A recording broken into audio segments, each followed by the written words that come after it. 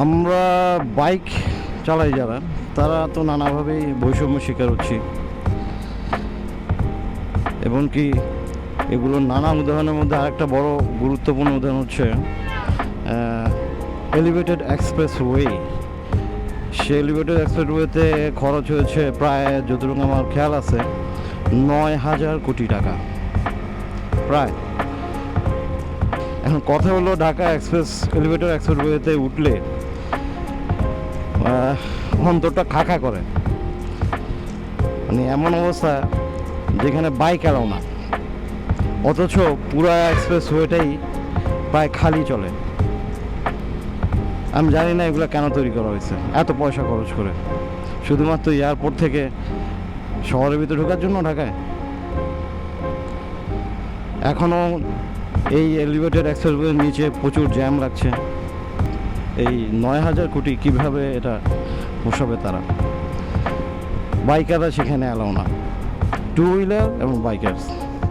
বিষয়টা এমন লাগে যে মনে হয় যে আমরা একটা চতুষ্পদ প্রাণী, কুকুরের চাইতেও অধম।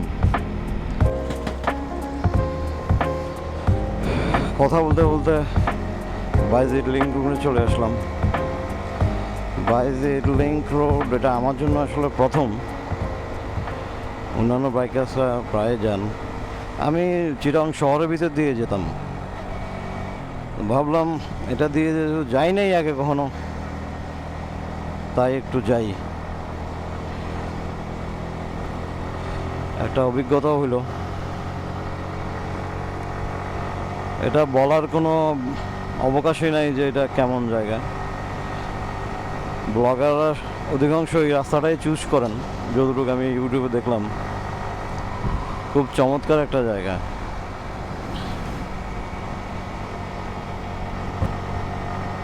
এই রোডটাতে অ্যাক্সিডেন্টও হয় অনেক, বেখেয়ালিপনায়।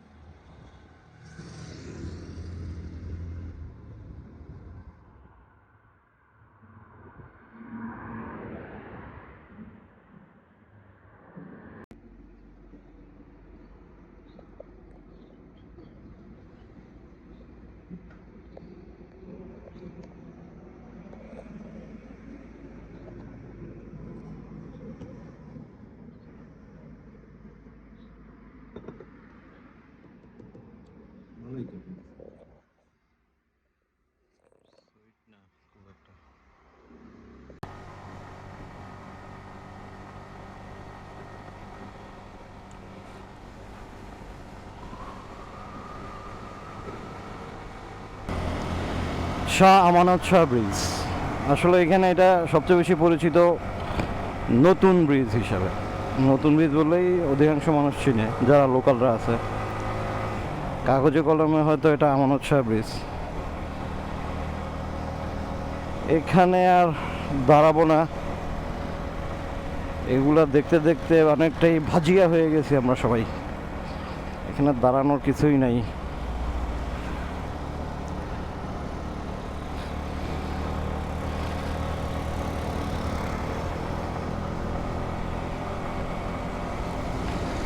বেলা 12টা 8 বাজে। কক্সবাজার সম্ভবত আরও 3 ঘন্টা ড্রাইভিং করতে হবে, ডিপেন্ডস করে ট্রাফিক জ্যামের উপর।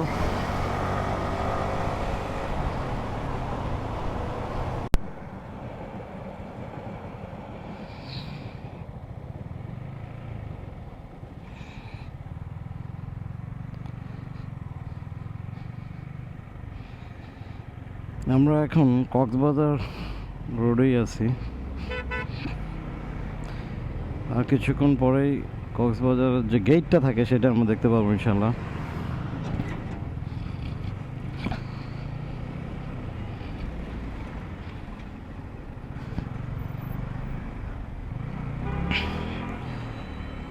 এদিকে সেটা নতুন জিনিস দেখলাম, সেটা হচ্ছে রাস্তা বড় করা হচ্ছে।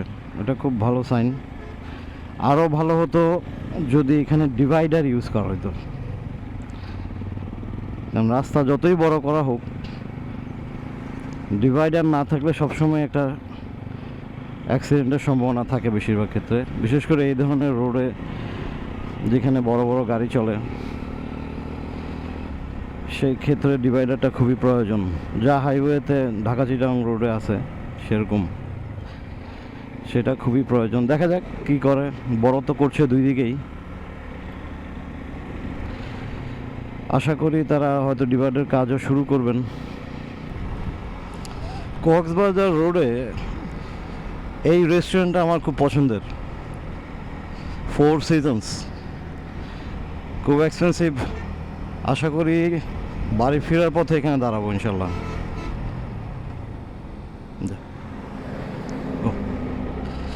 এসব বাস মানুষই মনে করে না। আচ্ছা যাই হোক,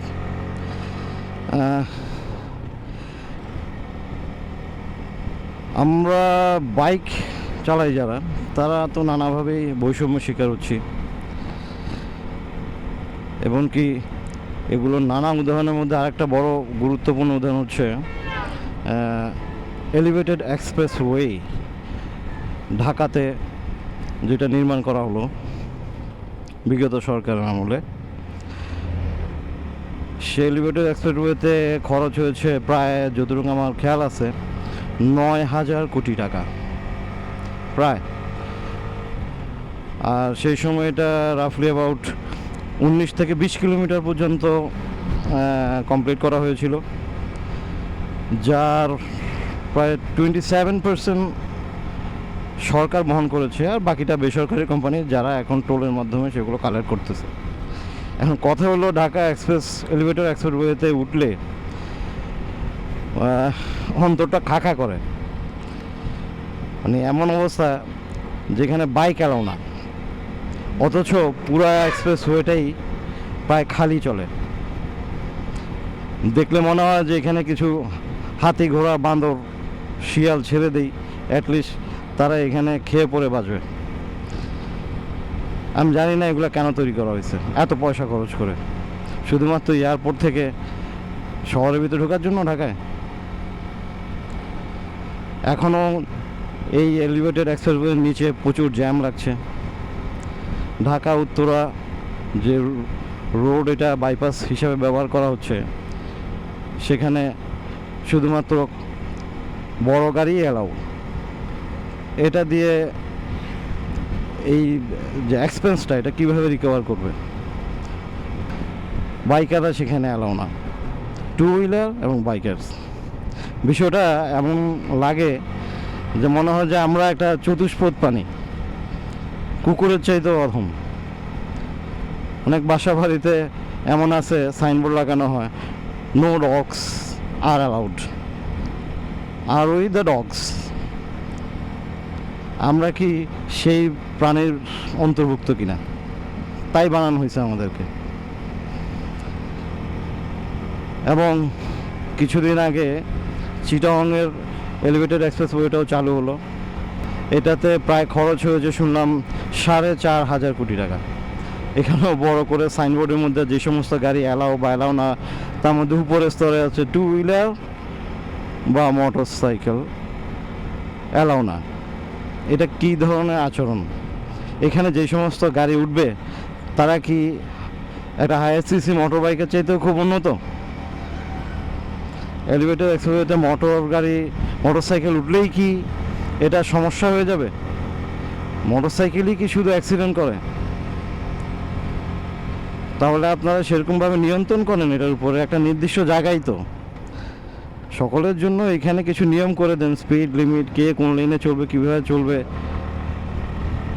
কিন্তু এই রোডগুলো, এলিভেটেড এক্সপ্রেসওয়েগুলো তো মোটর সাইকেলের জন্য প্রয়োজন, যেহেতু মোটর বাইকের সংখ্যা বেশি, অধিকাংশ মানুষ মোটর সাইকেল পরিবহনের মাধ্যমে যাচ্ছে বিভিন্ন জায়গায়। তো সুতরাং আমাদের প্রাধান্যটাও তো সেরকম থাকা উচিত। এই বৈষম্যতা কেন সেটা বুঝলাম না। গত সরকারের আমলেও ছিল, এই সরকারের আমলেও। এবার চিটাগং এলিভেটেড এক্সপ্রেসওয়ে দেখে বুঝলাম যে বিষয়ের চিন্তাধারার খুব একটা পরিবর্তন হয়নি কারো, আগের মতোই আছে সবাই কোনো কোনো ক্ষেত্রে।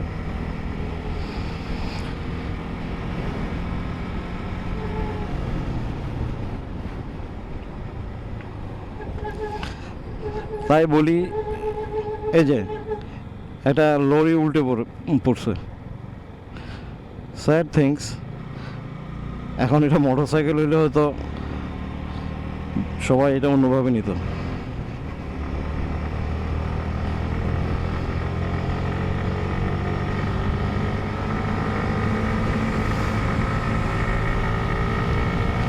কক্সবাজার গেট পের হলাম।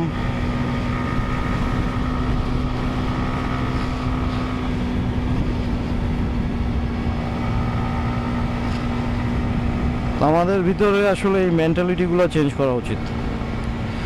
শুধুমাত্র কিছু সংখ্যক বাইকারদের কারণে সমগ্র বাইকারদেরকে একইভাবে চিন্তা করাটা ঠিক না। একটা কথাই আছে, ছাপরি ড্রাইভার্স। ছাপরিরা সবসময় ছাপরি, তো তাদেরকে দিয়ে অন্যদেরকে মূল্যায়ন করা ঠিক না। ছাত্রীরা অ্যাগ্রেসিভ চালায়, এটা ছাপরি। এই যে দেখেন, ছাপরি বাস ট্রাক ইত্যাদির ক্ষেত্রেও আছে। তার রোড ফেলে সে আমার রোডে চলে আসছে এবং মনে করতেছে আমি তো কিছুই না, পুচকা, আমি সাইডে চলে যাব। কিন্তু আমি সাইডে চলে গেলে যে স্লিপ করতে পারি সেটাও তার চিন্তা নাই, দরকারও নাই। এই মেন্টালিটিগুলা গ্রো আপ অনেকেরই করে নাই। তাই বলি, এই সমগ্র জিনিসগুলো প্রত্যেকের জীবনে শুরু হওয়ার আগেই এটাকে কন্ট্রোল করা উচিত। তাহলেই কোনো কিছুই রাস্তাঘাটে চলতে সমস্যা নাই। আমি বিলেতে ছিলাম, তা আমি সব কিছুই দেখেছি। তাদের দেশে সব কিছুই চলে, হায়ার সিসি বাইকস, কার, বাস, যে যার যার মতো চলছে। লেন আছে নিজস্ব, স্পিড লিমিট দেওয়া আছে, কোন লেনে কোন সময় কোন স্থানে কতটুকু স্পিড লিমিট থাকা উচিত সব দেওয়া আছে। কোনো একচেটিয়াভাবে কোনো কিছুই না। যখন স্পিড কমাতে হবে তখন সেখানে উল্লেখ করা আছে, যখন স্পিড বাড়াতে হবে সকলকেই বাড়াইতে হবে। আনলিমিটেড স্পিড লিমিটও আছে কোনো কোনো রাস্তায় সকলের জন্য। তো আমি বিশ্বাস করি যারা সরকারে আছেন এইসব দায়িত্বে, তারা আর একটু ওপেন মাইন্ডেড হওয়া উচিত, আর একটু ভেবে চিনতে যে কোনো রুল করা উচিত। সকলের সাথে আলোচনা করা খুবই ইম্পর্ট্যান্ট, যেহেতু বাংলাদেশে একটা বিশাল পোর্শন এখন মোটর বাইকের উপর ঝুঁকেছে। ভবিষ্যতে আরও হবে, যেহেতু হায়ার সিসি বাইক আসতেছে, সেটার পরিমাণ আরও অনেক বেড়ে যাবে। বেড়ে গেলেই যদি মনে করেন অ্যাক্সিডেন্টও বাড়বে, তাহলে এখন থেকেই তা নিয়ন্ত্রণ করেন। নতুন সরকার আমরা স্বাগতম জানাই, এবং নতুন সরকারের উচিত এই জিনিসগুলো আরও ভালো করে দেখা, আলোচনা করা, গবেষণা করা, মিলেমিশে বাইকারদের সাথে বা পরিবহন শ্রমিক যারাই আছে সকলের সাথে মিলে ডিসিশনে আসা উচিত। লাইসেন্স পাওয়ার ক্ষেত্রে অনেক আরও চাপ, কঠোরতা অবলম্বন করা উচিত। তাহলেই অ্যাভারেজলি যারা পাশ করবে তারা রিয়েলি শিখে পাশ করবে, যেটা রাস্তাতেও কাজে লাগবে। আর যেহেতু কঠিন হবে, সেহেতু রাস্তাঘাটে প্রয়োজনের অতিরিক্ত গাড়ির সংখ্যাও কমে যাবে।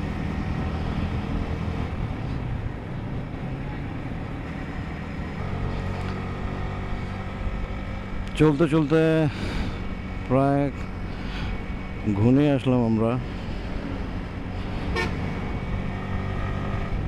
কম বেশি অনেক কিছু বলার চেষ্টা করছি একটা বিষয় নিয়ে। দর্শকদের উদ্দেশ্যে একটা জিনিস বলতে চাচ্ছি যে এটা আমার ফার্স্ট ব্লগ। জানি না আমি কতটুকু ভালো বলতে পেরেছি বা আমার লজিকগুলো ভালো ছিল কি না। সমস্যা থাকতেই পারে, লেকেজ অবশ্যই আছে, যেহেতু এটা প্রথম চেষ্টা করছি ভালো করার জন্য। সামনে আরও কিছু ভালো টপিকস নিয়ে আসবো, এটাই আশাবাদী। আশা করি আপনাদের ভালো লাগবে। সব কিছু বিবেচনা করে যাদের এই ভিডিওটা কিছু হলেও ভালো লাগছে, বা যাদের একদম লাগে নাই, সবাইকে উদ্দেশ্য করে বলছি একটু দয়া করে সাবস্ক্রাইব করে দিবেন, লাইক শেয়ার দিবেন। এতে সাবস্ক্রিপশনের একটা ভালো জিনিস আছে, সেটা হচ্ছে আমাদের মতো ব্লগারদের যারা আছি তাদেরকে অনেক ইন্সপায়ার করে, বিষয়টা ইন্সপায়ার করে আরও ভালো ব্লগ তৈরি করার জন্য। আমি সবচেয়ে ভালো ব্লগার নই এখন পর্যন্ত, যেহেতু এটা আমার প্রথম। আশা করি আপনাদের হেল্প, আপনাদের সাবস্ক্রিপশন, লাইক শেয়ার ইত্যাদি আমাকে আরও ইনফ্লুয়েন্স করবে, অনুপ্রেরণা দিবে ভালো কিছু করার, আরও ভালো কিছু বলার, আপনাদের সাথে থাকার সুযোগ করে দিবেন। আর কথায় কথায় সেই কুমিল্লা থেকে এখান পর্যন্ত আমার নাম ঠিকানাই বলা হলো না। যাই হোক, আমি কুমিল্লায় থাকি, আর আমার নাম হচ্ছে আশফাক নওয়াজ রোমেল। আর আমার এই চ্যানেলটি হচ্ছে ব্রডওয়ে বাইকার এই নামে। ব্রডওয়ে নামটা দিয়েছি কারণ এটা আমার একটা ফেভারিট নাম। আমি এক সময় ব্রডওয়েতে ছিলাম, ইউকে। তো এই নামটা আমার সাথে একরকম জড়িয়ে গেছে। পেশায় আমি একজন শিক্ষক, আর ঘুরতে বের হতে খুব ভালোই লাগে, বিশেষ করে এই ধরনের বাইকে। লং ড্রাইভে আরও অনেক জায়গাতেই কম বেশি গিয়েছি, কিন্তু ব্লগ করা হয় নাই। বাইকে করে কক্সবাজার এটা আমার সেকেন্ড টাইম। এই সেকেন্ড টাইমে একটা অ্যাকশন ক্যামেরা নিয়ে নিলাম, টুকিটাকি ব্লগ করবো, আপনাদের সাথে নিজের বিষয়গুলো শেয়ার করব, এটাই হচ্ছে মূল বিষয়।